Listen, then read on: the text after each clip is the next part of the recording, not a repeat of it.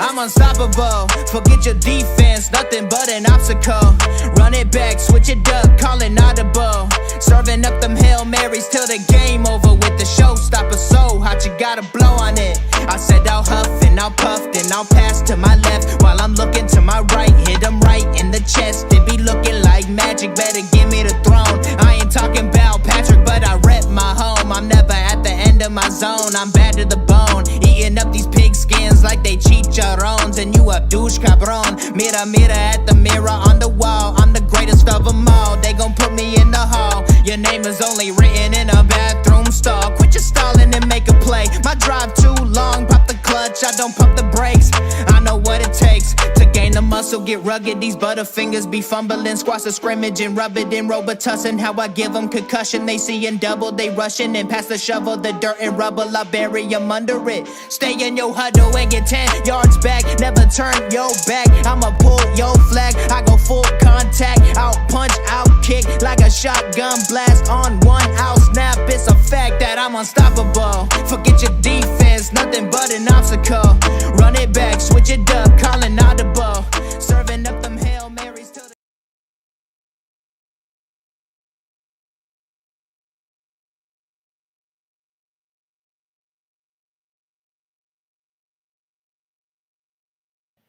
Welcome back to a new episode of Horseshoe Mob podcast. And how we feeling, guys?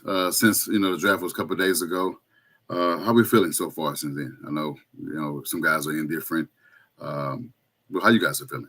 I didn't ask you guys that. We haven't really talked. Oh, you muted. I'm mute, Austin.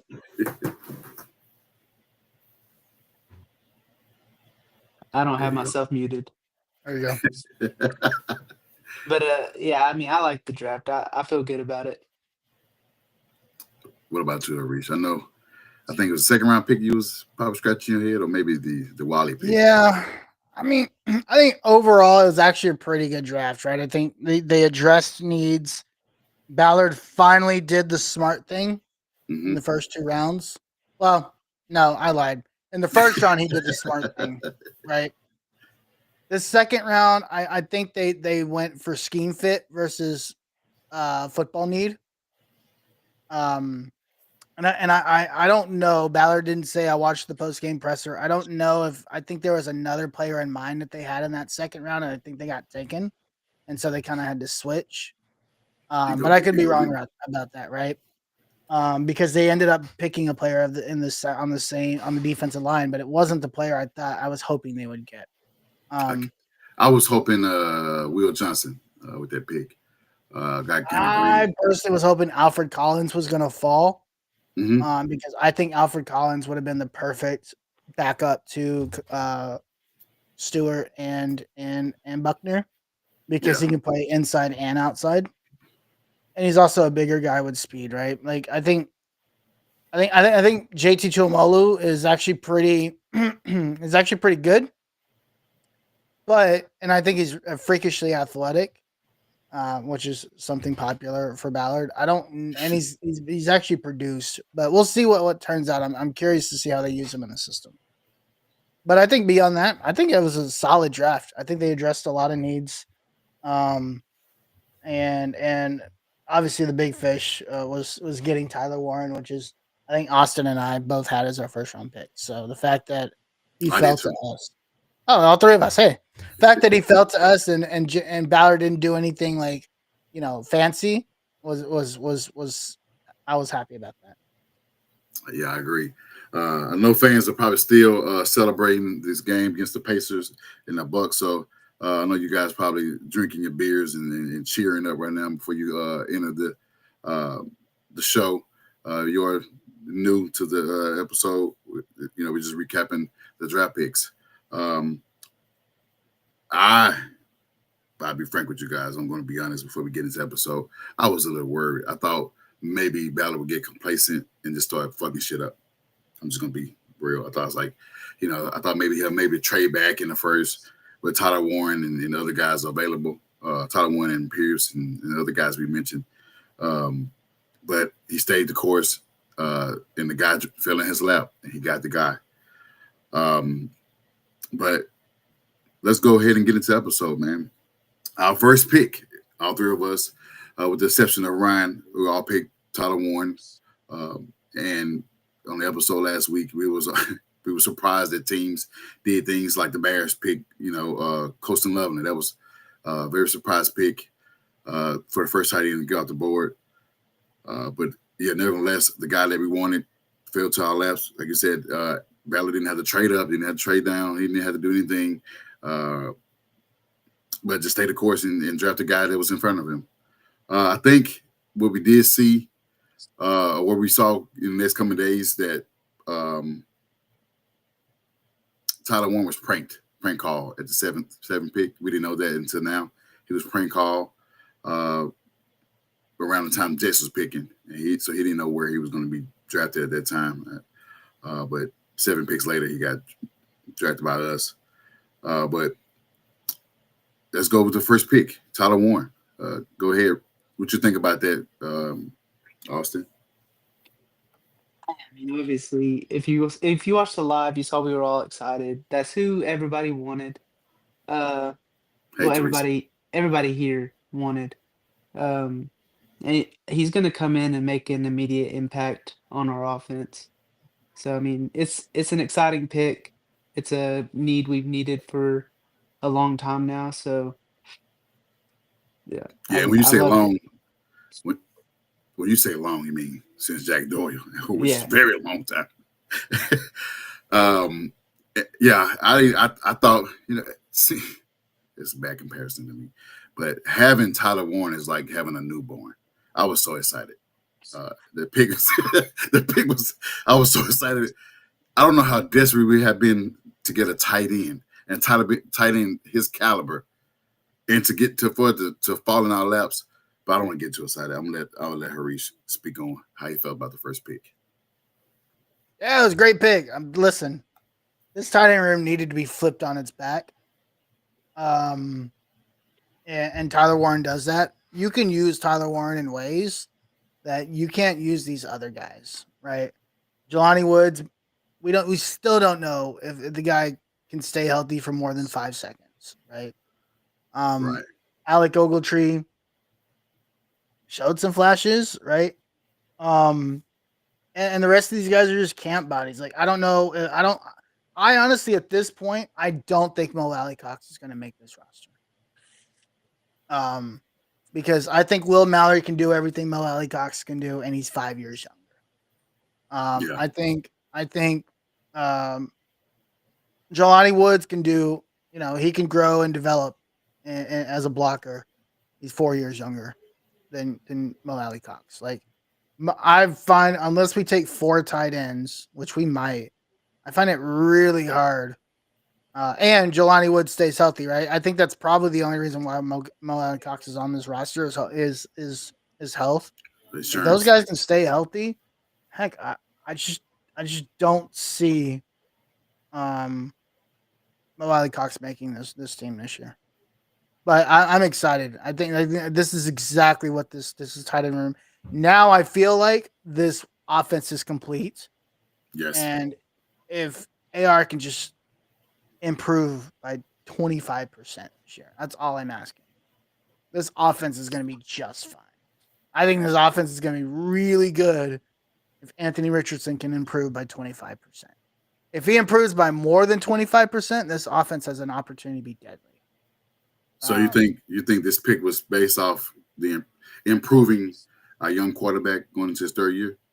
I think it's that. I think it's also just giving him a security blanket. If you look at a lot of times, right? Like, how many times did Anthony Richardson want to get bailed out by a tight end and he couldn't because they dropped the ball, or they can't block, and so somebody hits him, so he doesn't have the opportunity to get that extra second he needs to get the ball off, right? Or maybe because he can't set his feet because the right tackle and the tight end both can't hold a block for more than 5 seconds or 2 seconds, right? Like, those are the things. Tyler Warren's not just going to catch the ball. This guy can be used everywhere. He's an excellent blocker. He's got great hands. He's a very, very high IQ guy. He's physically unreal for his age. Like he's 6', what is he, 6'7", 257? Like Yeah. this is a big dude. And he's a football player, right? That's the other thing I love this pick. And I think what Ballard, I'm starting to feel like this is probably the most complete offseason Chris Ballard has ever had. Like I can't agree. think of an offseason where he had a really good free agency and a really good and a decent draft. Like I can't think of one where he's done both at least decent. So Teresa said Warren isn't getting 40. We kind of knew that. He isn't getting 44. He has he got a story behind it. Zaire wants to keep it. We respect that he's 7-8 year veteran. Team with the other number, and he says 10 was. Yeah, I don't know. I don't know if they decided what number he's going to get yet. But AD has 10 because of his daughter. Yes. So, I mean, I'm thinking like 84 because that's what Jack Doyle had. Something 14. in the 80s. He went 14. Who? I think it's his. I think yeah. Oh wait. That's Pierce. Pierce. I saw some people say 4. 4 would be cool. I don't know, but I don't think he's picked yet. Yeah, but he's still probably paying those things out because everybody's interested on want to know what he's getting for his jersey number. I get it if he was 0, but 0 is not buying them. But I don't care where you wear. I don't want any 40 numbers. No, nothing in the 40s. That's ugly. I don't think he's not sure yet. He's still okay. But just piggyback off what both of you guys were saying, the guy's 23. He's same age as our quarterback. He's same age as Anthony Richardson, so he's on par to grow and develop with the young quarterback, which we want to raise the level of confidence in him. I mean, like you said, a lot of quarterbacks have a safety net. I'm not comparing the quarterbacks, but you got, Patrick Mahomes have Kelsey. Brock Purdy, who's probably going to get paid. You got Kittle, who just got paid. And the list go on. I mean, I can't go off the top of my head, but the list go on. Yeah, I mean, whatever quarterback Geno has, Meyer and Brock Bowers. So, I mean, they got safety nets. It's time for us to have our guy, to have our tight end, to able to help our young quarterback out. So, I was excited to see that pick come across the screen.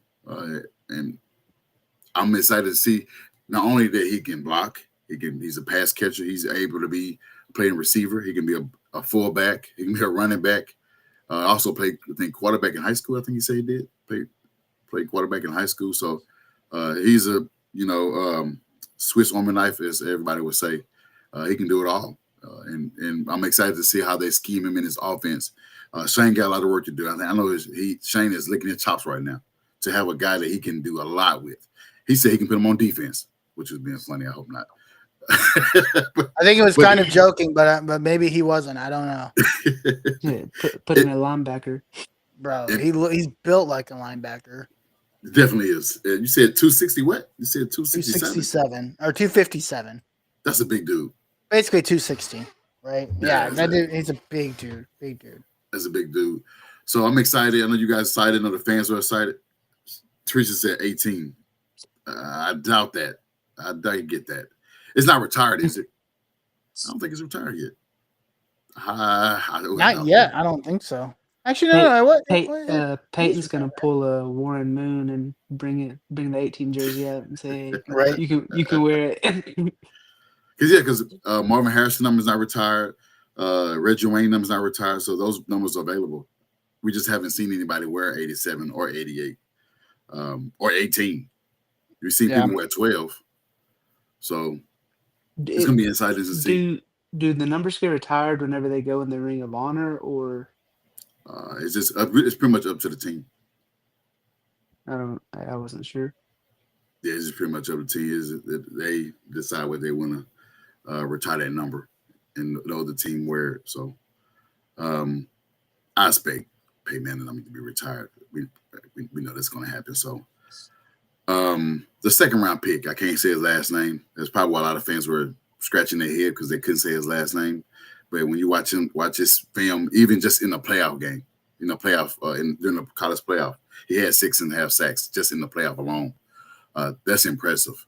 You don't like Very a guy good.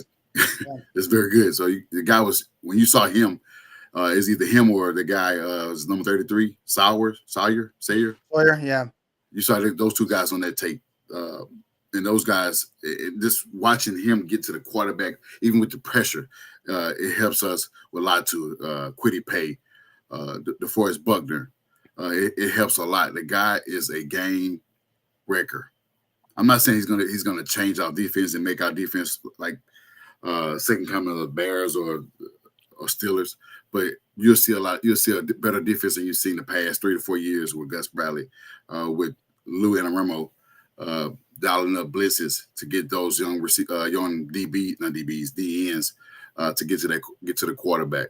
But how you guys feel about that pick? I know a lot of fans were saying, "What? Who was that guy? I don't know him." But if you watch Ohio State, you saw that guy for the past couple of years making plays. Last year he had 12 and a half sacks. So like I said, he even had 6 just in the playoffs. So you add that to the 12, guy's a game record. Go ahead, Arish. Yeah, I think the thing that stuck out to me about JT Tuimoloau, I can't say is his athletic ability versus his play as an end. There was one play where JT, let me see, I can't remember who it was. He basically plays defensive end, and I think it was against Penn State. And as a defensive end, he like deflects the ball and intercepts it, and then takes it back for a touchdown. And he actually has like decent speed for his size. Like, I think he ran like 4.6, yeah, which at his size is kind of insane. Like he's not a small dude. He's 270, right? He's built like a tackle. 270. He what? He built like a D tackle. Yeah, and he can play D tackle too. Like I think Ohio State used him sometimes at D tackle. Again, flexibility. That's the one thing that comes to mind. Would I have spent a second round pick on him? Probably not. I think they could have gotten him in the 3rd round. But I think what happened was, if you look at this point in the draft, right? If I look at what was happening, defensive tackles started to fall defensive linemen started to fall really quickly, right? Mm-hmm. JT Sanders went 9th in the 41st, right? 9th in that round. Alfred Collins, of course, obviously. And then even right before that, the other Ezarazu, the defensive end from Florida State. So that's 3 defensive linemen and 5 picks. And it just became a run of defensive linemen, right? So I felt like they didn't think they had an option. They had to take a defense. They had to take him then, because of what was happening on the board. So that's what I think happened at this point. Because even after that, Nick Scorton goes, Olufemi Oladejo out of UCLA falls 5-6 picks later, right? And so it just became a run on defensive linemen, and I think that's kind of where their minds came in, is like, if we're gonna get this guy, we have to get him. And I'm not mad about that, because then we have pass rush on all of our mock drafts. So I think a lot of the pass rush was more so 3rd and 4th round, maybe. I think. Yeah, they could have gotten him later. I think they could have gotten him in the 3rd round, but I think it just ended up being. Actually, I don't think they would have gotten him in the 3rd round. In the 3rd round, 1, 2, 3, 4, 5, 6 defensive linemen went before they picked him in the 3rd round. So I don't think they would have gotten him if they didn't get him where they got him, and I think that's what it came down to. Yeah, it's sometimes luck can play a part in it, but like you said, the 2nd round with those a lot of picks of D line and the edge rush was come out the board. You don't want to take those chances to where you don't have that time to go back into 4th and 5th round, or even the 6th round, because I think you had 2 6th round picks to get him. So, go ahead with your take, Austin. Yeah, I mean, the main thing that stuck out to me was the 6.5 sacks in the playoffs, like you mentioned. But everybody's saying he's a Lou guy. Like, he's the type of guy that Lou likes to use on the defensive end. So, I mean, if he can come in and make an immediate impact in Blues defense, it's a great pick in round 2, but we'll just have to wait and see how he adjusts to the NFL. But I mean, I'm excited for him. I do think he'll play. I think they got him thinking he might be Quiddy's replacement because Quiddy's on his last year. And I think he does what Quiddy does in the run game, but has a better pass rush already. So we'll just have to wait and see how he actually develops in the NFL. But I'm pretty excited for him. Yeah, what we didn't mention too, the guy got long arms. He's able to shed the blocks and get either set the edge or get to that quarterback with those simple moves. I've seen him had a spin move like Dwight Freeney. I was like, oh, that's impressive. And he's kind of low to gravity type, rusher, similar to Dwight Freeney. But he has those long arms to where he can either push with power to get to the quarterback. I seen him push. I don't know if it's a Texas game where he pushed that guy into the quarterback. I was like, that guy's strong as shit. And he got some long arms. So, and he able to he's not a technician for his moves. He maybe have about 2 moves, but I think he can develop to get more moves. I don't want to get too excited, but he can possibly be our Trey Henderson. I think he can be our version of it. He won't be the best version of him, but he'll be our version, because there's a lot too. And I'm excited to see him and lot two together. But a lot of people think that probably was we should have waited. But the 3rd round pick, Justin Wally. A lot of people said it was a reach. We shouldn't have got him. What's your take on that, Austin? You think that it was a reach? It was too soon to get a pick. But what's your take on Justin from Minnesota? Yeah. So obviously, when we first drafted him, I wasn't sure who he was, but like a lot of Colts fans, I went and watched stuff on him, and like his tape is something to get excited about. He plays. He's all over the field. He's a good tackler, which we needed last year. So, and again, I think he's another Lou type of guy on defense. So he's one of the guys that I think a lot of people didn't like, but now he's like becoming like a favorite somehow. You think that? I think. Do you think this is for both of y'all? Do you think that them selecting him was due to the 4-2-5 defense? Since we want to have 2 linebackers. You think about that, Harish? That's why they got him, to have another, because they say he can play. He's another nickel, which is the same spot as Kenny Moore. Ballard talked about this, I think, in the post game or in the post draft presser. It's like they want to run a lot more nickel, and this probably helps with that. I don't know if this guy is gonna work, especially like where you get him and what they're trying to ask of him in year 1. I don't know if that's gonna work out. We'll see. I mean, he looks like a really good football player. He looks like he's not as big, but he can't play slot, but he plays big, if that makes sense. He's physical at the line. He's got some speed on him. So we'll kind of see how this one plays out. I don't know if this works out in year 1, but if Ballard and that this regime ends up staying, right? I think this is a guy that's going to actually be a bigger impact in like year 2. I don't know if he's going to be a big impact this year. I don't expect him to be a huge impact this year. Yeah, I don't see him right away, guy. I don't see him right away, being able to be that guy. We got too many cornerbacks that he have to work. I mean, now if he beat him out, yeah. We'll definitely play. I think that's the one thing we've got to realize. Like, and I was talking about this with Tim Wayne last night on the Longhorn show. Defenses play so many snaps now. Guys are gonna play. Like these guys that play on the 4th, they get drafted in this like 3rd to 7th round. They're going to play, right? And I think this the one thing that I do like about this is that they'll play and they'll actually get enough playing time, because you need to have. This is where depth is really important, and getting those guys at like the top end really matters. Some skill guys, so that these guys can fill in those depth roles and play a certain role, right? This is where depth really matters.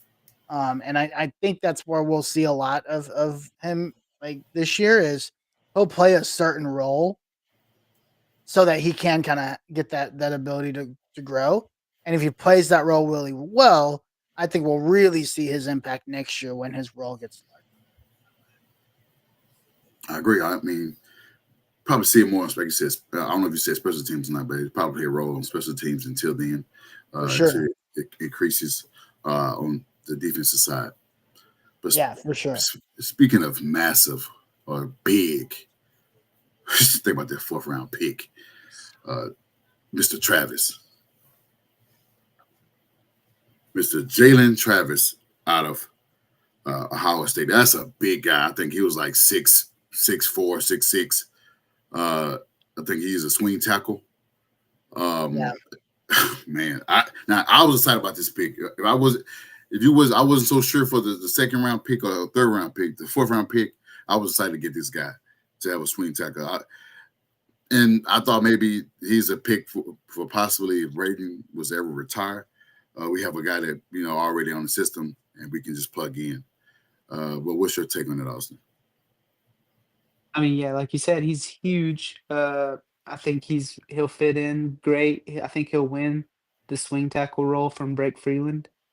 And we need that because, like last season, obviously Braden Smith went through what he went through, but he's also dealt with injuries, and Ryman has also dealt with injuries. So we need somebody who can play both tackle positions, and I think he'll come in and be that backup role for both of them. And he's a really smart guy. I think he graduated from Princeton, so to have somebody to just have the mind that he has plus football, I think it'll be great for that offensive line move. Yeah, seeing that video of how he handled Mike Green from Marshall, that was very pleasing. Go ahead, Harish. Yeah, massive dude. This dude's massive. And he moves well for his size. I think that's the other piece. Now, I don't know. It'll be interesting. Like, they talk about pad level a lot, like at this level, and making sure that you play at an appropriate pad level. That's the thing that's going to be really interesting for him, and I think that's something he can develop. I depending on what happens with Braden Smith, because is Braden Smith in the last year of his contract? I know they restructured, so I don't know if it's either had 2 more years or maybe his last year, but they did restructure to get Cap back. I could see, and I don't, and maybe this may not happen, but I would be really interested in seeing if they move this guy to the swing tackle, to the right tackle, and move Braden Smith back into guard. Well, I saw something with Matt Glaze being that right guard. But yeah, I've been saying if Brady Smith go back to guard position, you put Travis. It's his natural position, right? He's naturally a right guard, right? Like, I think that's where he's going to be the most successful. In my opinion, like if this guy can develop quickly, Braden Smith would be a great guard. And I think it really shores up this offensive line even more, right? Bortolini will be not Bortolini. Is it Bortolini? Yeah, Bortolini will be the center, right? Then you obviously have Ryman on the left side. You can use this guy as your right tackle, and then you obviously have Quentin Nelson and Braden Smith. That's a pretty good offensive line. Yes. And it's massive, right? They're big. Blake Freeland is pretty big. Obviously, Quentin Nelson is big. You've got some big boys in front of Anthony Richardson that are also athletic, which you need for an athletic quarterback. So I think if he can develop quickly, I honestly would be surprised if he does not become your swing tackle and you move Braden Smith back inside. That would be ideal for me. Because Freeland is not that good at this point right now. Well, I mean, Freeland's a good backup, right? But I think this guy could be better. And he's played in pass heavy offenses, right? Like Iowa State's a pass heavy offense. The Big 12 plays a lot of offensive football, and so he's played in pass heavy offenses his entire career, and he's a smart guy. Like you said, he graduated from Princeton. What is French the backup center? Wesley French. Yeah, Wesley French. Yep, he's listed as a backup center. Yeah. Actually, lists Danny Pinter as the starter. Oh. Well, as it lists not this. There's no depth charts yet, but it lists Danny Pinter as a center. The unofficial. Bortolini's listed as a guard, but it also says Bortolini's still a rookie. So I don't think the rosters are fully updated yet. I mean, I wouldn't mind putting Bortolini at the right guard either. But I mean, Coach Spano got some work to do for us getting those guys having the right combination for their line. I mean, they did well last year with getting Mark Glow back and just having Ryan Kelly at center. But Mark gone, lost Will Fries. He got paid, so I mean, I expected him to leave. It just needs guys that and Tanner is pretty good. Berlin is pretty good. So to fill in that center or right guard spot. So I prefer center. I don't know what Danny Pinter would play. I mean, did he play right guard as well too? At one point, 2 years ago, I think he played right guard. Yeah, Pinter's played. So yeah, he filled in, and didn't he? center. Yeah, I think so. Yeah. That's who he got hurt at. I think he got hurt playing right guard. So it'd be interesting what they do with this line because it's been a top line for the past couple of years. If it ain't broke, don't try to fix it and mess up what's already going. They got continuity together. I mean, those guys, big boys have been working together. Just seeing Nelson and Travis on the same line that's scary. Those are some big boys, big dudes.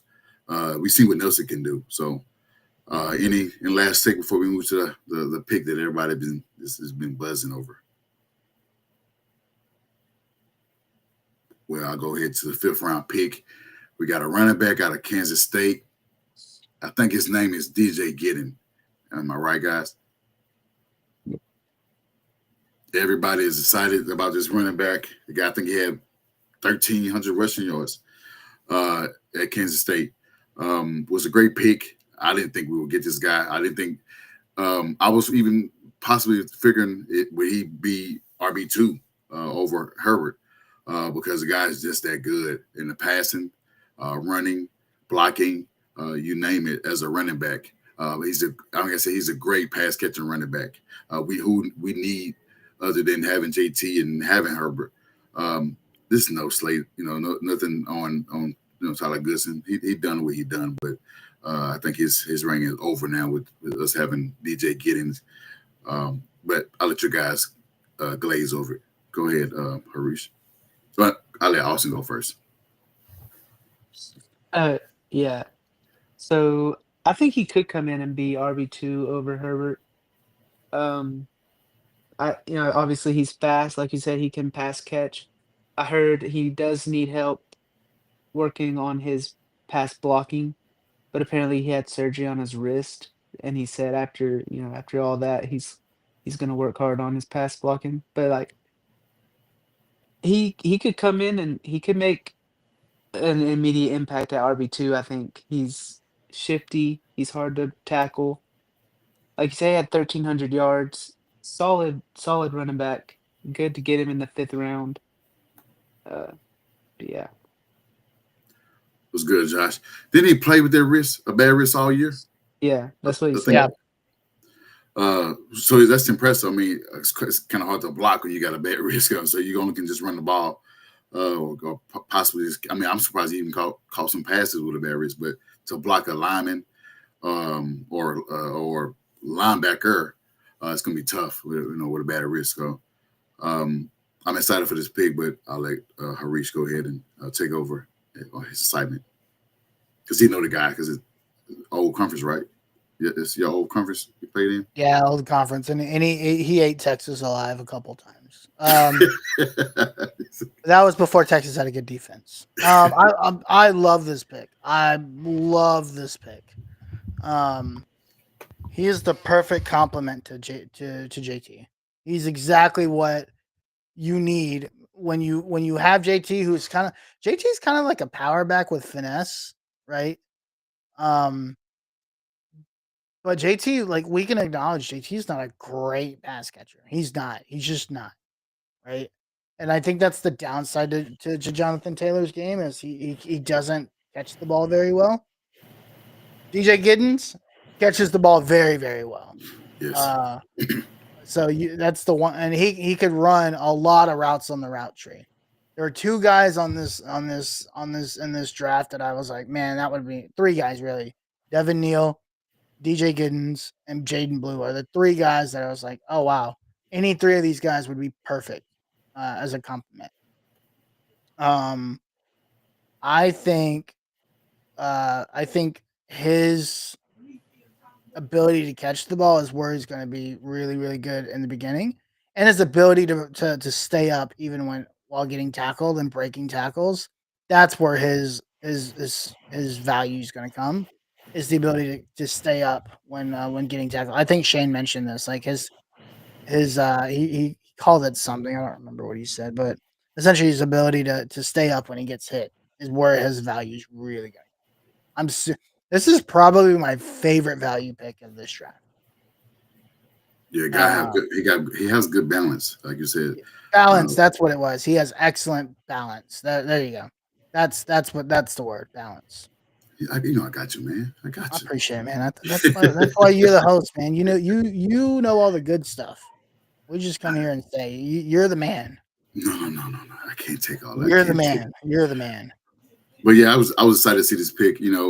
I know some are taking it further, even a step further than where we are, and saying that possibly could be JT replacement.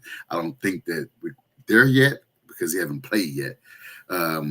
But there's some potential there. They decided want to make move on from JT via trade or whatnot. Since he signed a 3 or 4 year deal, so he's in his second year into that deal. Because I really love this pick. He does have to work some on pass blocking, but when you got a guy that can catch out of the backfield and can take it to the house, he took it to the house a couple times in his tenure at that program, and I'm excited to see that. JT is pass catching is not his game. You want a pass catching running back. We had that with Joseph Adai. We had that with Donald Brown, who wasn't great at running because he was a smaller back. Marshall Faulk and the Hall of Famer Edgerrin James. Those great pass catching running backs, and that's what you need in the offense to help your young quarterback out, is a guy that can catch those checkdowns and get positive yards, whether it be 4 or 5 yards, but anything that gives you positive yards to move the chain, gets you closer to move the chain. So I like this pick. And like you said, the guy he didn't seem like he was happy when he got drafted. It seemed like it was more so all about business, that he was just ready to get on the field and play for the guys. And I'm excited for him to get on the field and prove himself. Because Herbert only got a 1 year deal. So he got potential to be RB2 by the end of this year, going into next year, depending on what Herbert does. Herbert is a decent bag as well. He's been around the league. But having DJ as another guy that can make plays out of the backfield, I'm excited to see that. This next pick, I'm not so excited about. There's a 6th round pick, Notre Dame guy. A lot of fans, some fans were excited. Some fans said that, this is a guy that's going to be a starting quarterback. His name was Riley Leonard, the first pick, one of our first pick in the 6th round. Quarterback Riley Leonard. Again, I'm not so excited, but I'll let you guys break down what you thought about that pick. You probably thought that we shouldn't have got that. You should have just got an undrafted quarterback and used that pick for something else. But go ahead, Harish. Yeah, you might as well just not have drafted a quarterback at all. Yeah, I don't think you should have done it. I don't. There's nothing against the guy. Like, I think he's a good kid, right? Obviously, has a lot of experience. Was the captain of the Notre Dame team. Led them to the national title. He's fine. Mm-hmm. He's like whatever. I'm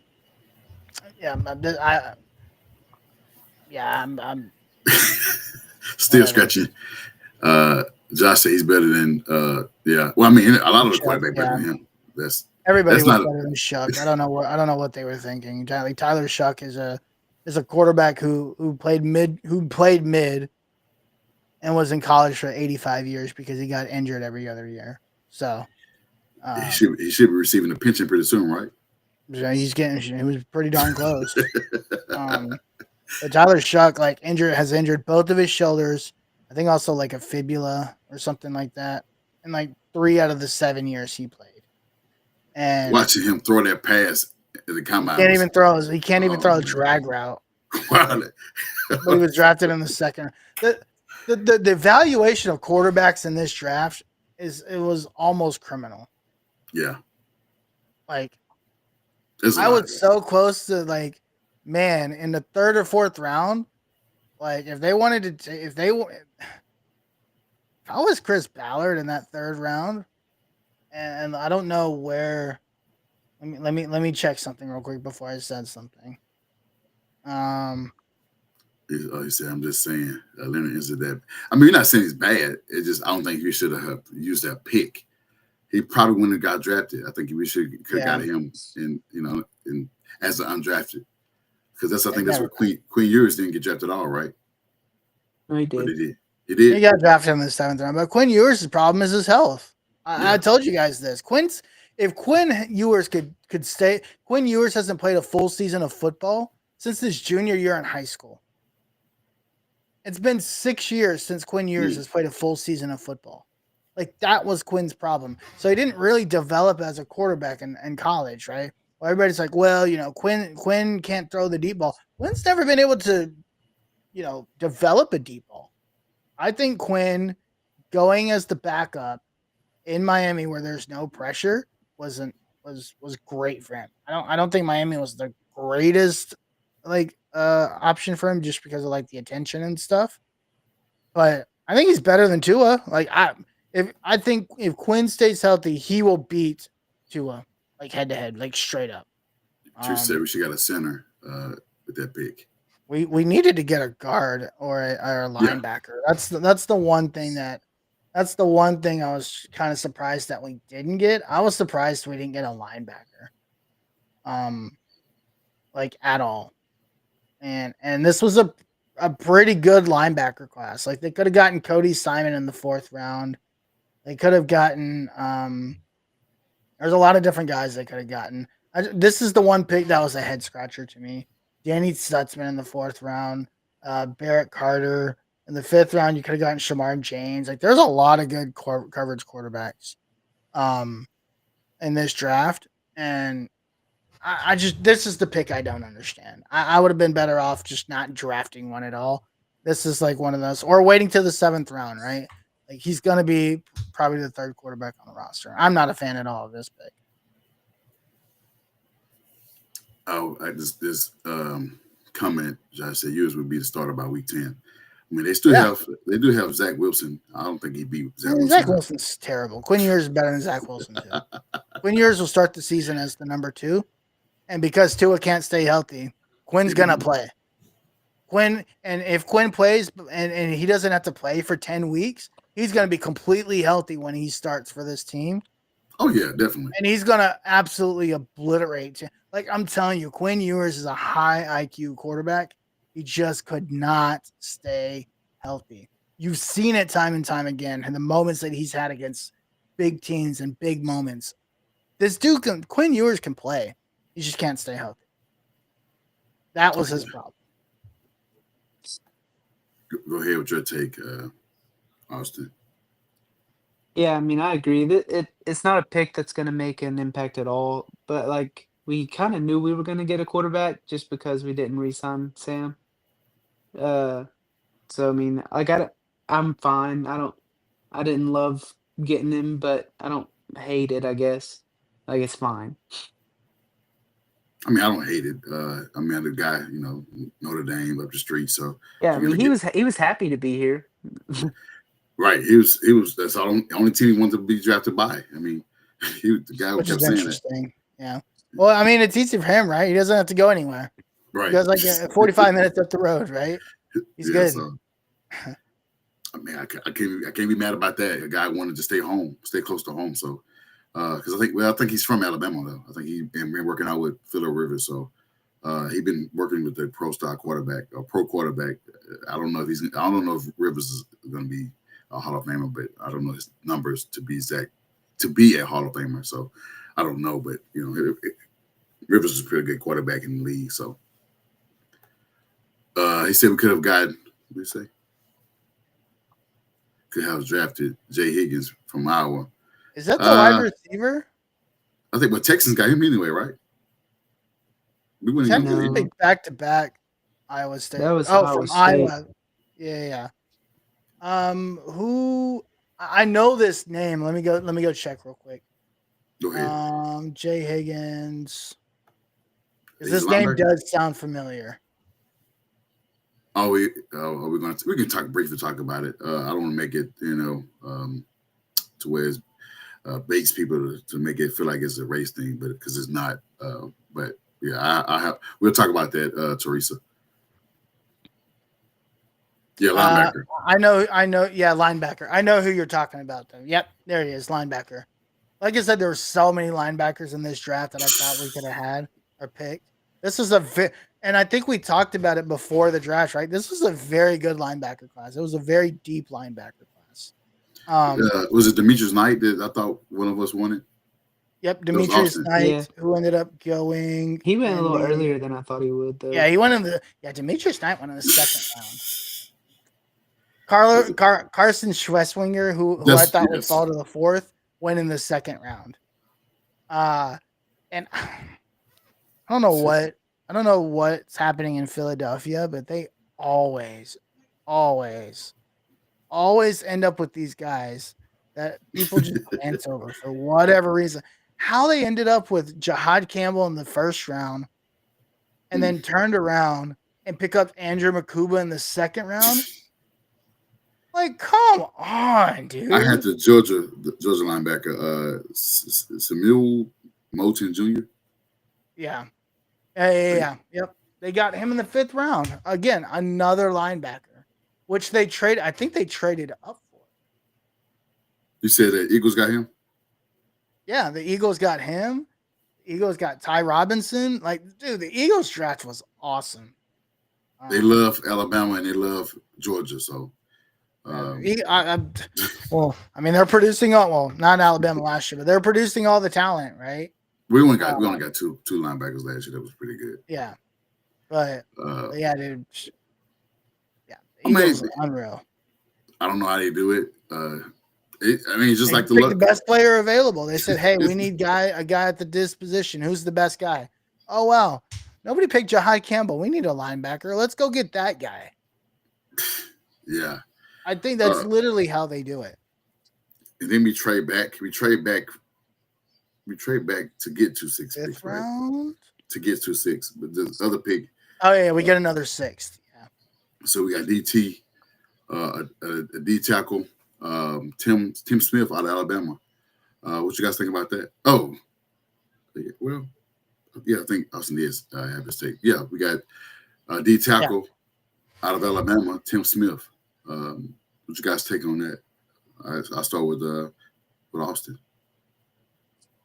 Yeah, I mean, DT was like a backup DT was a need, not a huge need. So it makes sense to get one late, get a guy like Tim Smith from Alabama. I think it just made sense. I don't think he'll make a huge impact, but I do think he'll get in the game if it works out. So, I mean, I don't know. It's not a huge pick, but I don't it's fine.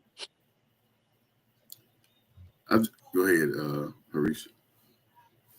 Yeah, he went to Alabama. I'm curious what you think. He's just another guy that can play multiple positions, right? He'll play defensive tackle. He can play defensive end if you play a 3-man front. Like, but he's not a big guy, right? He's not going to eat up. He's not Grover Stewart, if that's what you're. Nowhere near. But he's a little bit more athletic. He's built like JT, the second round pick, sort of a little bit. Yeah, he's a little athletic. 6'4", 302. He's a little stockier, right? Run stopper. That's what you. Yeah. But he's not going to clog holes, right? That's the thing. He's going to use his power to get downhill, but he's not going to clog holes. No, that's Um, Grover Stewart spot, yeah, hands down. And the and other if guy, you use him that way, again, 6th round pick, man. Like I think that's all stat. Last year's draft, rounds 4 through 7 in last year's draft, those guys played like 70% of the snaps in the NFL last year. Or something ridiculous like that. So these guys will play, and there will be situations where you're going to need them. So these guys that are 4 through 7 are more valuable now than they've ever been before because you just play so many snaps now that you need guys that can do different things in different situations. So yeah, I mean he's got an opportunity to make the team. We'll see. We'll see what happens. it's just another pick. Just replacing what we already have. And Taven Bryant, who was absolute trash. So just having Tim, having is it Neville Gillimore, having that guy we picked up in free agency. Yep. Those two guys will be a lot better than what we had last year, and Waquan Davis and Tavian Bryant. Those two guys were pretty bad. So you're just adding, two guys to replace those guys. They're actually better than those two guys that we replaced. Though, just having Tim that's a run stopper. You say he's not going to plug holes because he's not big enough to do that. He's on a smaller side, but he can play that position. He's kind of built like I said, JT built like Deo Dingbo. So he's kind of built like that to where he can get to the quarterback. He won't have a lot of sack numbers. I think he had like maybe 6 sacks total as 3 years at Alabama. So he's just going to be a guy that we just replace Ben Taven Bryan and Waquan Davis. So as a fan of Alabama, I was excited, but I wasn't thinking he's going to make an immediate impact where he's going to make a Pro Bowl next year. I wasn't thinking like that, but it's just a guy that we replace, just adding depth. I know we don't like the word depth, so that's what it was. If your starters can stay healthy, it's great depth, right? Correct. The problem is our starters can't stay healthy. They haven't been able to do so for years, and that's kind of where we run into issues. I know Josh mentioned our last pick. I can get to it. Hunter Wohlhiller. I can't say that. Hunter Wohler. Yeah. Out of Wisconsin, linebacker. Well, he was a safety, switched to linebacker. We got him in the 7th round. I don't know much about him. I haven't read anything yet on him. So I'll let one of you guys, or if both of you guys want to break down this pick, if you love the pick or if you just another depth piece, because we pretty set on safety. Linebacker, we got Zaire and you got Jalen Carlos. So those going to be our 2 linebackers in his 4-2-5 defense. So go ahead, Harish. I think this guy is going to be awesome. I actually really like this guy. His size is the thing that sticks out to me. And the ability if he plays out right, if he makes the team, I don't know if he will or not, but if he does, his ability to block tight ends is going to be his strength. Which there's a lot of tight ends in this league you have to be able to block now, and tight ends are not small, right? He's 6'2", 213 at the safety position, who moves really well. I think Josh already talked about it, right? And he's going to play a safety linebacker hybrid. Like, he's going to play a hybrid role in this defense. Lou Anarumo loves guys that can play multiple positions. And so he fits that mold. He's got a lot of experience. I think like 120 tackles in the last 2 years, right? Great tackler. I think this is going to be a great piece to add into our safety. I like this pick a lot.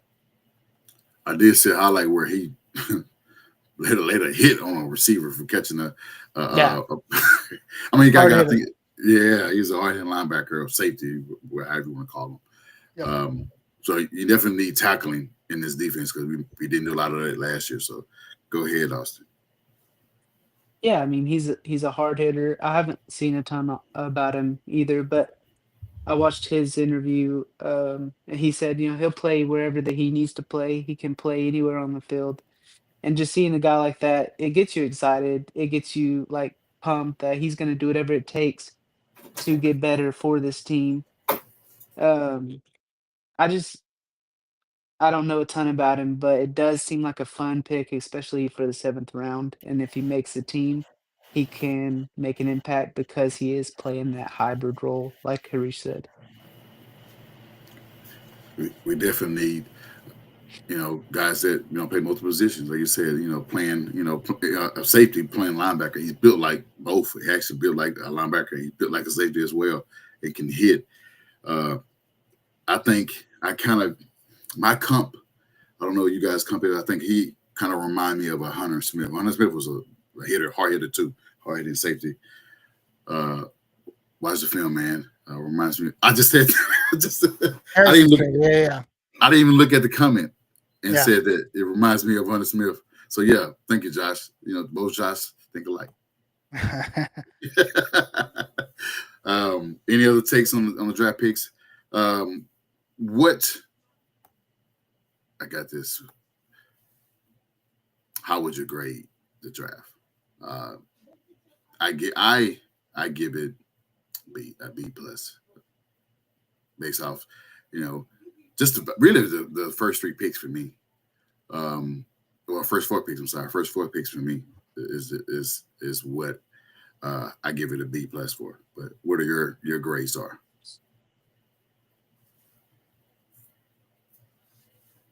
Uh, Go for it. I was saying B minus. I think it's a really good. It can be a really good draft.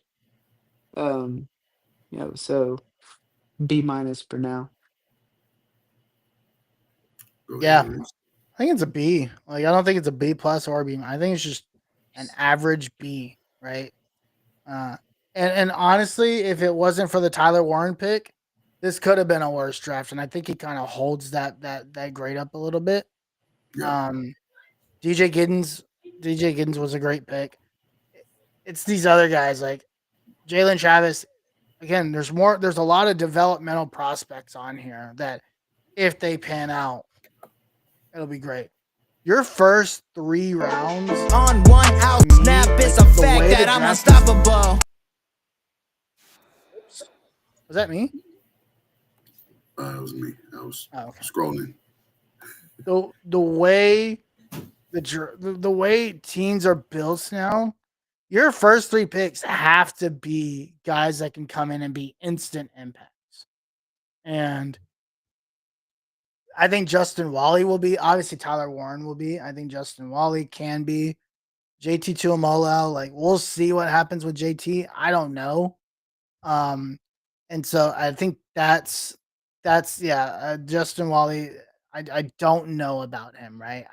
He could fit. Like, I could see why they brought him in, but again, it's like, could you have waited and addressed another need? This team defensively lacks talent. It's something we've talked about for so long. And to go see the guys that were around him that they could have drafted like in the 3rd round and then what they ended up with, like, if you look at who got picked up after that, so this isn't obviously defense guy, but Dylan Fairchild, we could have used Dylan Fairchild as a guard. That would have been an excellent plug and play guard for us, right? Like, Noel Williams is a guy that Jamari Caldwell would have been an awesome defensive tackle for us. That's a space eater. Like, if you're looking for a guy like a Grover Stewart that's younger, Jamari Caldwell would have been awesome. Xavier Watts was available. Oh yeah, I did see that. I did see Jalen's just like, look at the guys that are around him that could have been plug and play players. Xavier Watts is a plug and play player for this defense, right? And how Xavier Watts falls as far as he does was insane to me. I thought the Falcons had an excellent draft. I thought the Falcons draft was awesome. I thought they did a fantastic job. I can agree with that. But when you look at where you are in the NFL these days and how much people play, it used to be your 1st and 2nd round pick, right? It had to be like home run hitters, right? guys that put in a lot of time. I think it's starting to bleed down into the third round as because of how deep these drafts are. Your first 3 picks have to be like spot on. Instant impact players, like high volume impact players. And I just don't think I don't. There's still some uncertainty on whether we got that or not. So that's probably why. So we have a comment here. How many of the 8 picks will make it? 4, 5. Tyler Warren, TJ, Travis, JT, Wally. Yeah. Yeah, that's it. Yeah, I don't know who the ooh. undrafted free agent. I don't know who the undrafted free agents are. I think, matter of fact, I think all 8 will make it because they all are needed for his depth on his team. You think all 8 of these guys will make it? I don't. Riley Leonard is not going to make the. Is not going. Oh yeah, so then 7 out of 8 will make it.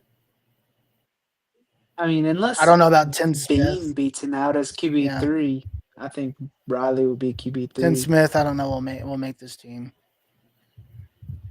Well, you know it's gonna be tough. Yeah, it is gonna be tough for him to make it. So yeah, I guess 6 out of 8. Yeah, and then we'll see what happens with Hunter Wohler. Like Hunter Wohler is promising. I think but he I could think he be can a make good team, special teamer. Yeah, I mean, if play special teams, that'll help him. Like Yeah, immediately. no, for sure. If Daniel Scott can make the team, I can assure you Hunter can make it. Not saying anything bad about Hunter, but he's been not Hunter. Daniel Scott, safety, he's made it, but it got hurt. So I will say about Justin Wally, if Juju can't stay healthy, I think Justin makes this team. yeah, And I think he'll play a significant role. He could jump, right?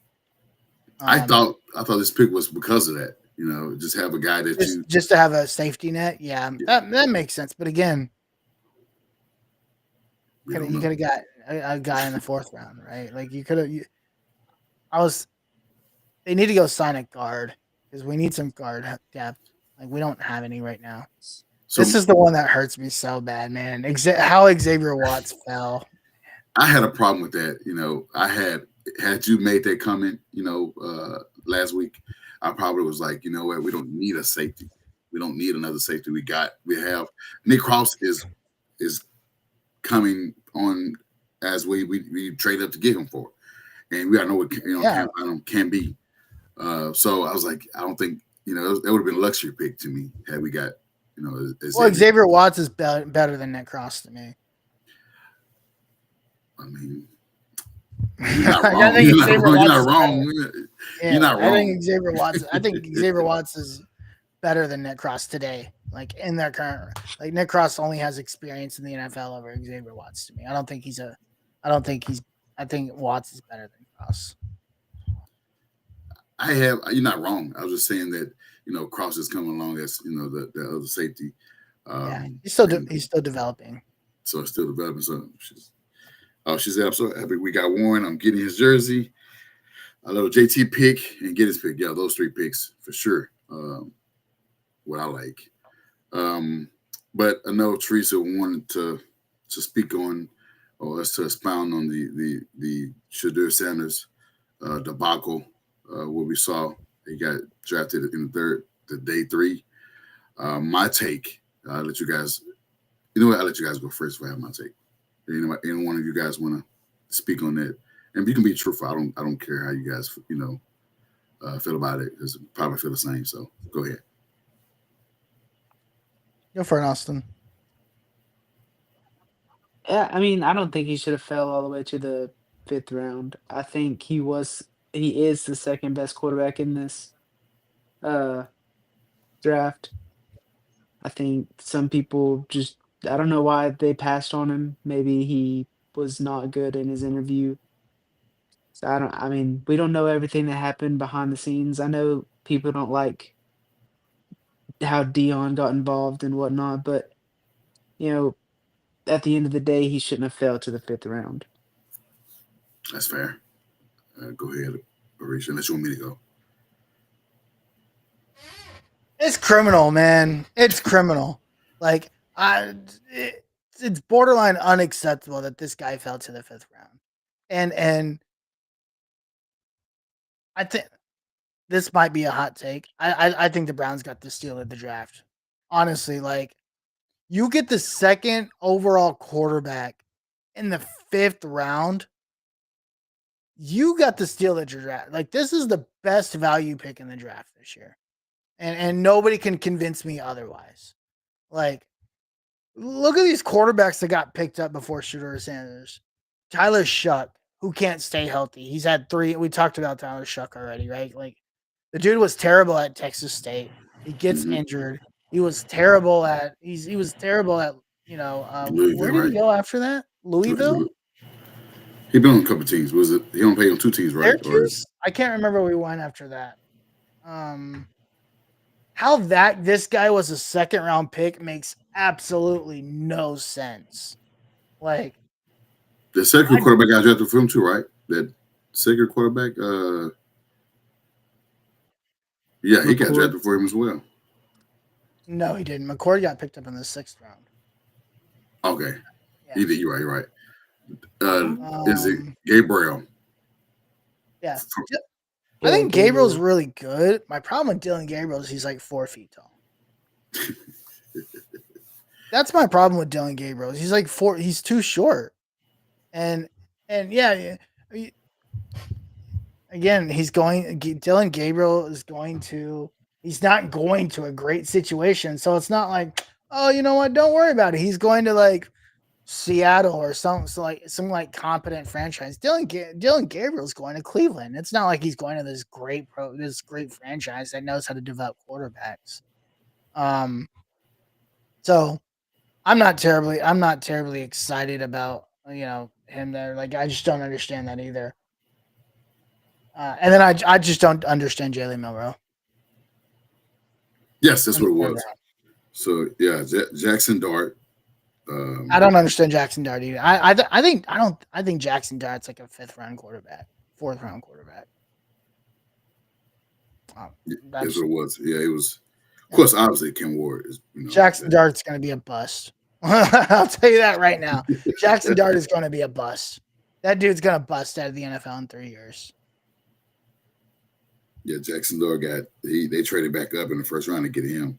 That's criminal, man. It is so criminal. I just don't get it. No, I think Shedeur Sanders is going to be. I think he'll win that job in Cleveland, right?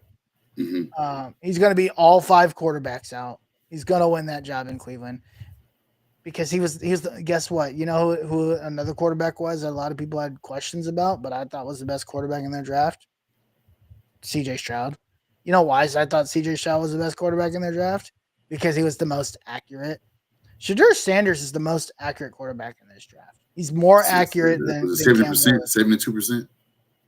Dude, this guy can just go put on the Baylor tape, the game against Baylor they had this year. That's all you need to see. Like, give this guy an offensive line to block for him, and that dude's gonna cook defenses. Like, I don't care who his dad is. That dude's going to cook defenses. But yeah, getting him in the 5th round, if Cleveland can somehow figure this out, and their new GM, we'll see what their new GM is, like their 85th GM in the last 10 years. We'll see how it goes, but I think Shedeur Sanders was a steal of the draft, in my opinion. Both of you guys had well said comments on what you see and what you felt.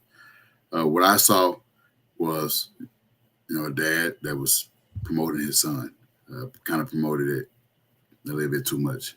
When you say he can't play for 5 teams, and the team they drafted him was one of the 5 teams that you didn't want him to go to, and it felt like it was a damn pick, like damn, here you go, because you just drafted Dylan Gabriel the previous round, 4th round, something like that.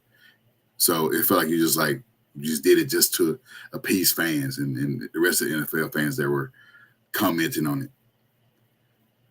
And then another side of it, I think Shedeur was cocky. The risk. I got a Rolex and I got money. I don't really need to be interviewing because if you don't draft me, your culture don't change. He felt like the teams needed him to change culture. They don't need no team needs any player to change the culture.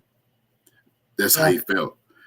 He came off as arrogant like that, you know, and that's just what the Sanders being a Sanders come with. You know, they are confident, cocky players. I don't have a problem with that. Sometimes it just when you're over cocky, it leads to these type of decisions. The NFLs make you wait 3 days to get picked, where you feel like you was a day one guy.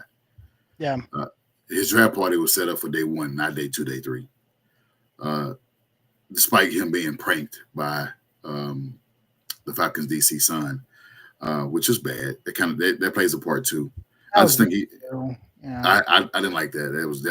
That definitely bothered me because that played a part of him not getting drafted because he felt like he was going to the Saints. A fake call from the Saints, right?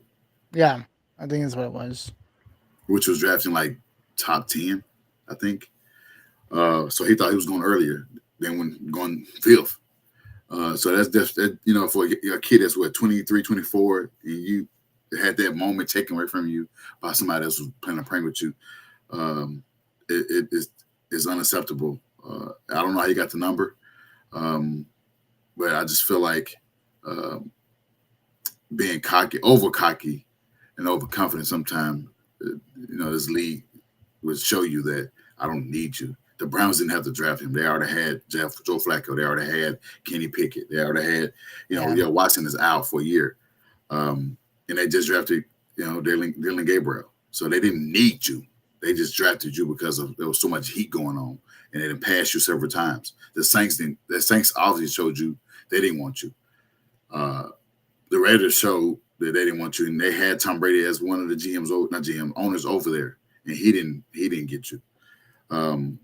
This is a moment to be humble. Be humble. You can be confident, but be humble. Moving forward, go out there and win a job. He can win a job, and he can start this year. He just had to have the confidence and go out there and put the work in as he have done at Jackson State and Colorado and make a name for himself. I just feel like his daddy spoke too soon, and then he didn't help with the interviews and the flashy watch and all of the stuff. He didn't help with that. So that's my take on that. I don't think there was any collusion as far as league wise. I just think that they felt like, well, we don't need you, so we're going to show you that. And so the Browns was just like, here you go, we got you. And I think that's going to give him a chip on his shoulder to be able to perform on the field moving forward. So like you said, I like that pick for the Browns. I don't think Brown quarterbacks typically play well anyway. They had Baker Mayfield. They ran his ass out of there. They're running Deshaun Watson out of there. So I don't want this to happen to Deshaun Watson. Maybe he's the man for that city. But if he's not winning, they're going to want him out. So what did Teresa say is I was going to ask if Dion he did. So it didn't help. He didn't help saying that his son can't play for 5 teams. He went on the interview or he was on the show saying that. And then he tweeted about the Browns. So it didn't help. And Browns the one that drafted him. So he got to eat the crow. So any take on that, guys, before you either get up out of here?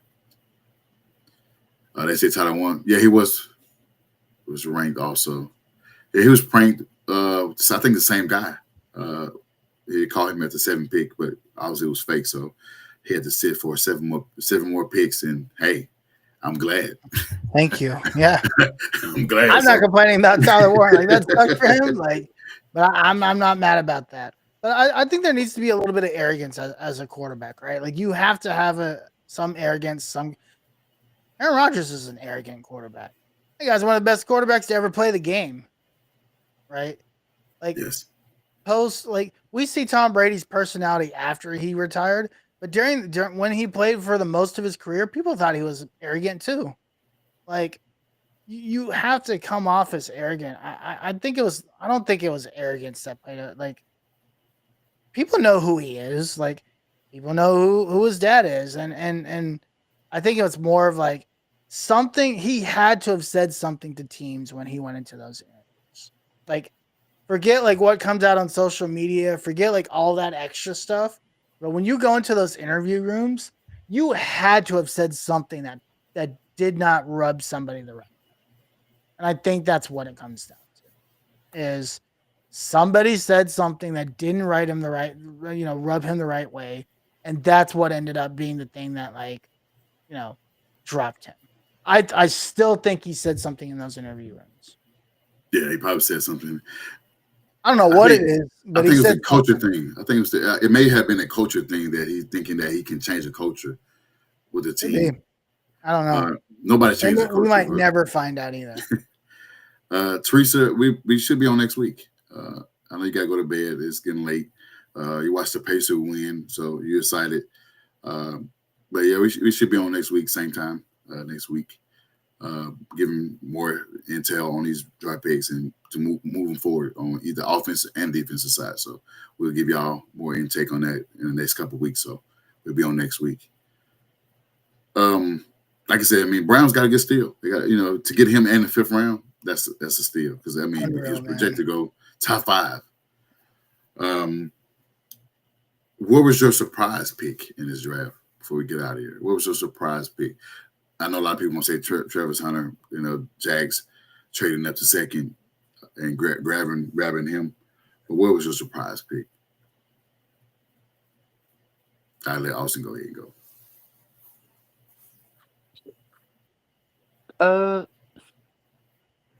Just in the draft in general. All 7 rounds. Whatever pick that you feel like, that team got richer.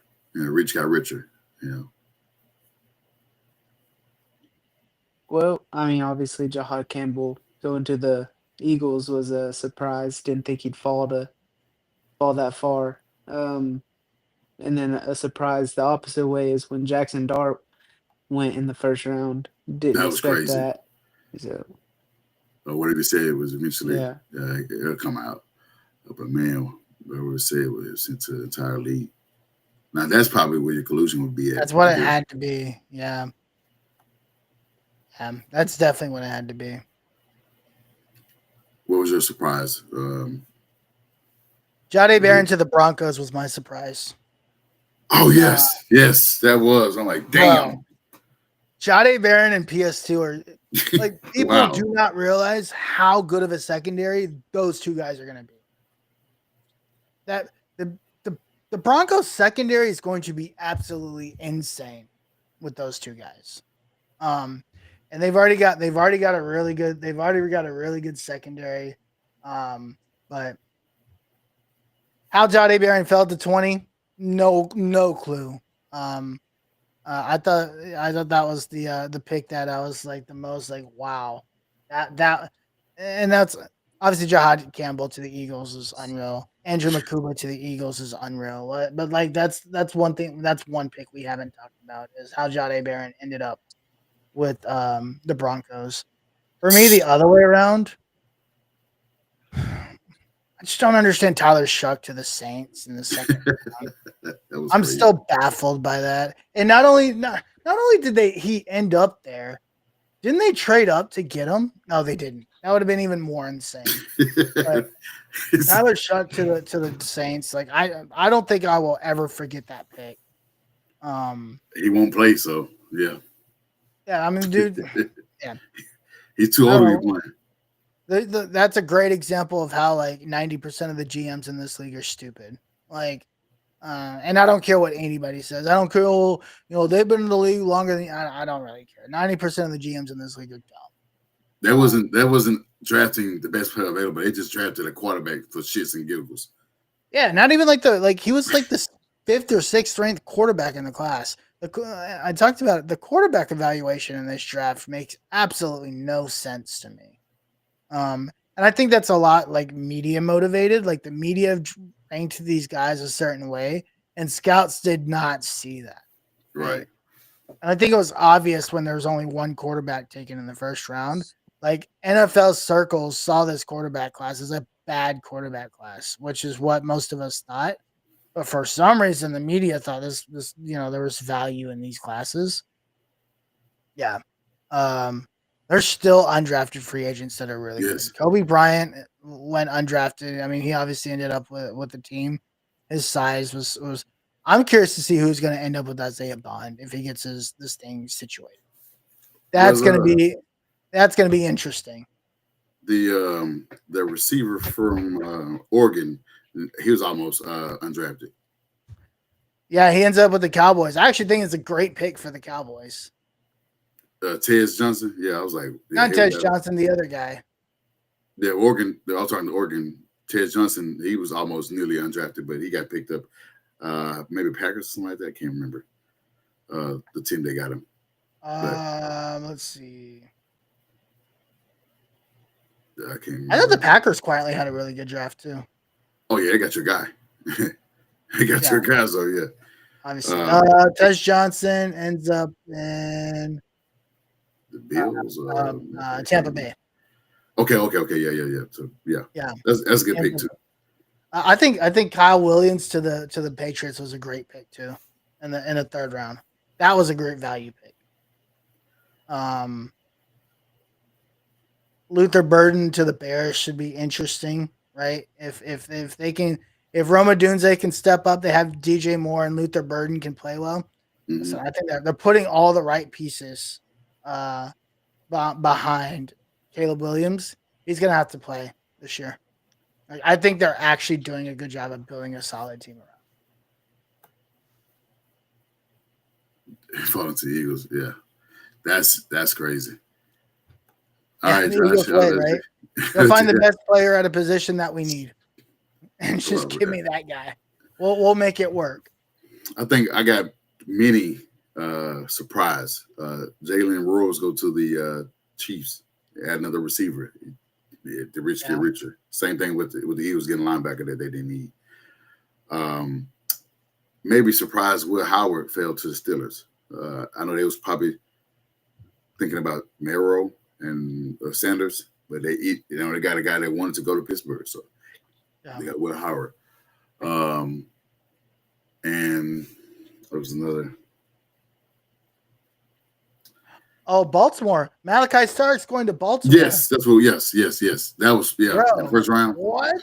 Rich get richer, man. And they had a great draft. They had a great one. They had a great one. I was surprised about that one. They also get Mike Green. Yes, they did. Yeah. So I don't know how they did that, but that was some wheeling dealing. Because I think they kept trading out, kept making a bunch of trades. That team was making a lot of trades to get the guys that they got. They traded 3 times in the draft. So yeah. Maybe I can go with I guess the Texans receivers they got.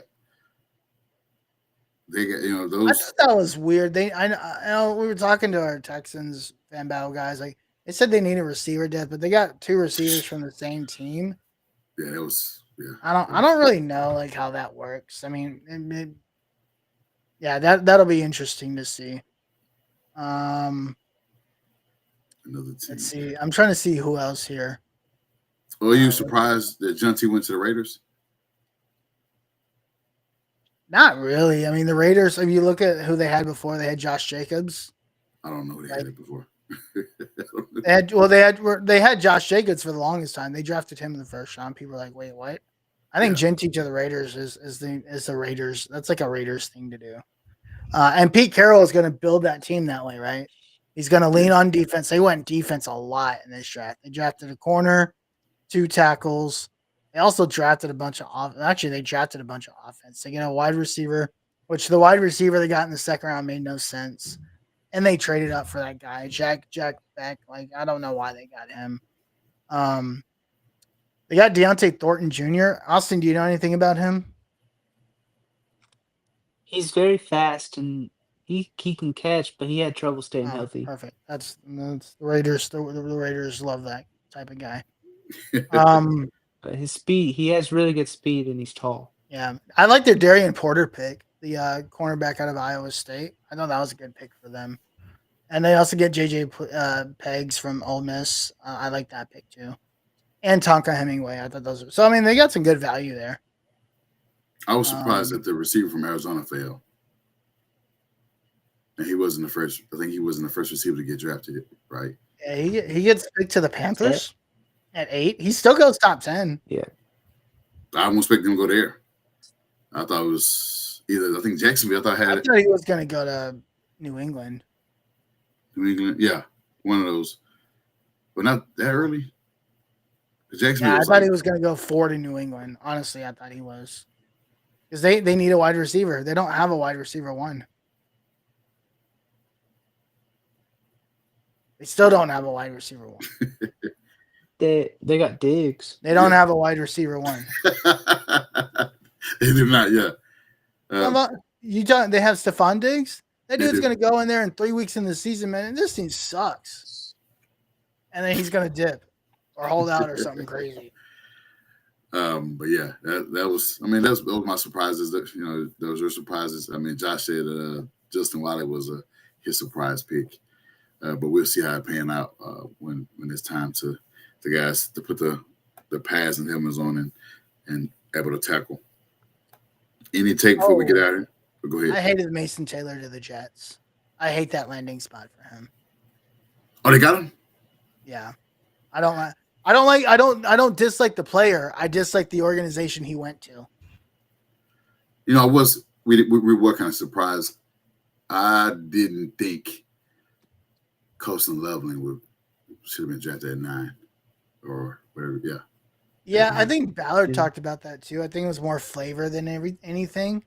Yeah. And to me, when he said that, to me, it sounds like they were going to get either one of those two. It was going to be either Warren or Loveland. Oh, I'm okay with that too. I wouldn't have loved. I would have traded down for if it was Loveland, but I'm glad they got Warren. Right. I wouldn't have taken Loveland at 14, but if you trade down to get him, I would. Yeah. Oh yeah, I would have. Like he ended up going 10. Like he's not one of the 10 best players in this draft. Hell no. That's why I was surprised. Colston Loveland is not he's probably not even one of the best 20 best players in this draft. Yeah, if you go with 20 players that were drafted, I wouldn't put him up there. And I can't go to 20 by now. Yeah. What's the 20? I can't. Yeah, 20 right now. I can't tell you all 20 off the top of my head. I was surprised that Emeka Egbuka dropped as much as he did. How far he dropped? He went 19 to the Buccaneers. I think the Buccaneers quietly had a good draft too. And they picked up, Shiloh, undrafted. So yeah, well, that's undrafted. I think Shiloh can make that team. They got Benjamin Morrison in the 2nd round, Jacob Parrish in the 3rd round. Benjamin. They end up with Tej Johnson in the 7th. Emeka Egbuka. They only had 5 picks. Oh, the Ohio State. Yeah. They had a good draft too. Yeah, because like you said, Mike Evans is getting old and Godwin can't stay healthy. So you just got 2 receivers that replace those guys at some point. Mike Evans still got some wheels on his, he got more extra years on him, so he can definitely. I think who was I saying? There was a receiver I was saying that's going to be the new Mike Evans. Oh, T-Mac. T-Mac's going to be the new Mike Evans. Oh, the Panthers? Yeah. Bryce Young just has to throw it up to that guy and let him go get it. Like so T-Mac's AJ Brown, Mike Evans. He's going to be one of those types of guys. I love T-Mac. A lot of people don't. I think he's awesome. I think he's going to be great. I mean, he's the beast. Man, he's going to be a dog. They got 2 good receivers over there. I was thinking about the tandem having the previous one they were drafted last year, and then having T-Mac. It's a threat. I mean, I don't think they win the division or get close to. I think it's still Atlanta's division to lose. I think so too. Atlanta Atlanta had an excellent draft. Atlanta to me, A+ draft. The Saints took a step back. I don't know who they got. I can't remember.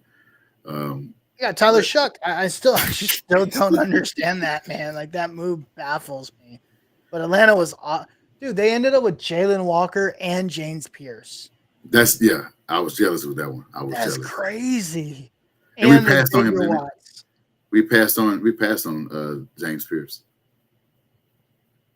Right? Yeah, we passed on James Pierce and Jalen Walker. They traded back up into the 1st round to get James Pierce. I thought Atlanta had a great draft. And they only had 5 picks. I think Billy Bowman in the 4th round. great pick. I mean, I know I give Oklahoma players a lot of crap, but I think Billy Bowman's pretty good. Yeah, I thought Tampa Bay had a great draft too. I mean, yeah. You don't think? You know what? I think Tampa Bay could win that division. Atlanta is pretty good. I think Tampa Bay is the more. They're a team to beat. Who? Tampa Bay. Atlanta. I think Penix being, of course, he's older. I think he can take this. Oh, that's right. He is the quarterback now. Yeah, we'll see. I don't know. It's fun though. We'll see. Anything before we go? Anything else? Like you, we've been running our mouths about everything. And I know that wraps up 25. Oh, by the way, just real quick, I just want to let you guys know. Hopefully, people in the chat are just here listening. Newsflash, spoiler alert: Arch Manning is not coming out in next year's draft. I'm just gonna let you guys know. Please, yeah, thank you. I am happy that you're saying this because they keep thinking that, well, maybe we should tank. He'll be drafted next year. We're not getting. He's not coming out next year, so you'd be tanking for no reason. For what quarterback? Really, what quarterback is you think there would be a piece for us to build on around next year? I think there's a lot of really good quarterbacks in next year's draft. Which one would you rather have in Indy if you had to? Garrett Nussmeier. Who? Garrett Nussmeier. Fuck no. From LSU? Yeah. Listen, dude. No, that's Look, let me tell you about Garrett Nussmeier. Garrett Nussmeier took a step back last year because LSU's offensive line was terrible. So you're blaming Kelly? Yes, I am blaming Kelly. That offensive line was not good. Here's the thing. He was a first-year starter, right? Garrett Nussmeier was. Mm-hmm. Behind a makeshift offensive line that couldn't stay healthy. Garrett Nussmeier is going to be one of the best quarterbacks in college football this year. I put it on. I put money on it today. He'll be one of the top 3 quarterbacks in college football this year. You hear that, Chad? He's betting me right now that he's going to be hot. What now? Top 3 quarterback. Okay, no, never mind. I'm not betting that. It's not hard. Yeah. I mean, you got the Tennessee Vols, Nico. I'm sorry. I also really like Cade Klubnik. No, he's pretty good too. The Clemson quarterback. You didn't mention the quarterback from that's replacing Shador. Juju. Oh, Juju's not replacing Shador. Juju's not. Caden Slovis is going to replace Shador, and Caden Slovis is really good. But I don't know if Caden Slovis is coming out next year. Not Caden Slovis. Oh shoot, what's his name? Actually, the quarterback from Liberty. Oh, okay, I got it. What's his name? Shoot, I literally just forgot his name. What you said, is it Slater or is that wrong? Yeah, it's like Slater. Let me see, something like that. How did I forget his name? Like I was Ohio State quarterback, the new quarterback they have, Ohio State. Which one? They don't know which one they're playing. Yeah, Caden Salter. Yeah, I like Salter. I like Caden Salter a lot, but I don't know if he's like one of the best quarterbacks in the country.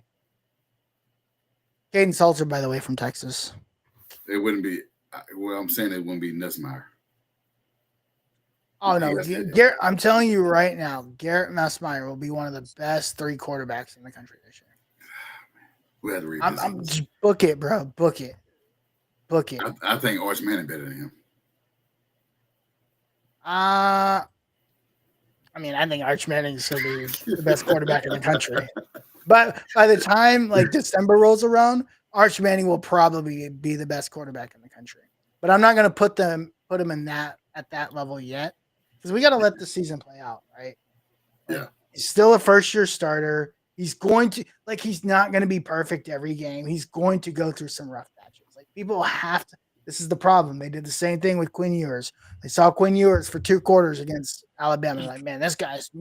I remember that year. They're like, this guy's never going to make a mistake. I think And then the Oklahoma State game happens that year, and then the Kansas State game happens that year. and then they go 5-7 after and blow 6 halftime leads that season. Like what you're going saying is to have to give this guy some time. What you're saying is that you guys have been not. This is not a slight at the organization or program. Is that you haven't seen really good quarterback play in a while, and so when you got Quinn Ewers, everybody was just so excited to have a quarterback that they can, and it's sort of like what the Titans are doing with Cam Ward. They haven't seen good quarterback play in a while. I mean, I wouldn't even say, all of just. They ain't have it been a while since that. Marcus Mariota wasn't good. Tannehill wasn't. He was decent. That was okay. We know Tannehill was the best example of we set him up for success because we built the right team around him. Well, I really want to say they drafted a last drafted quarterback that was somewhat serviceable was Marcus Mariota, but Marcus Mariota was terrible. That dude was trash. That dude was awful. They was going 9-7 with them, so I kind of give them some grace, something. But yeah, I get what you're saying. Yes, what I'm saying is Quinn Ewers was the best quarterback we had at the University of Texas since Colt McCoy, which has been a while. It's not 15 years. By the time it had been 15 years from Colt McCoy to Quinn Ewers by the time he actually played. And right as of today, as we sit, Quinn Ewers is the third best quarterback to ever play for the University of Texas. Which is big. I mean, I'm hoping you got Vince Young in there. Oh yeah, Vince Young is number 1. Okay. Right. Houston Street, a lot of guys like Houston Street. I liked Houston Street. Houston Street was before my time, obviously. He was from the 80s, but 70s, 80s. And Colt McCoy is probably number 2 in my mind. And I think Quinn surpasses. I think Quinn surpasses Houston Street, and then Houston Street is number 4. That's not bad. It's not a bad take. Yeah. But that's why I'm saying how fans are get excited. It's been a while since you had good quarterback play, and when you get a quarterback that plays well, they just look how the Titans fan did Will Levis against the Atlanta game. He was King Levis, and now he's trash, and they're ready to get rid of him. Now he's King Mayo on a different game. So. But anything else before we go? We've definitely been on too long. Over an hour. 2 hours. 2 hours. But it's been a while. Shut up, guys. I gotta go.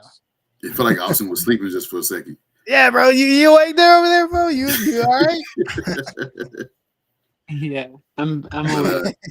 I'll let Austin go ahead and plug in your social so we can get out of here, man. Yeah, you can find me on Twitter at CookieAustin2. All right, Harish. Yeah, you can find me on Twitter at the Uncle Gandhi. And you can find me on Twitter at whoisJosiah. And on that note, we're gonna go ahead and get up out of here. On one out snap.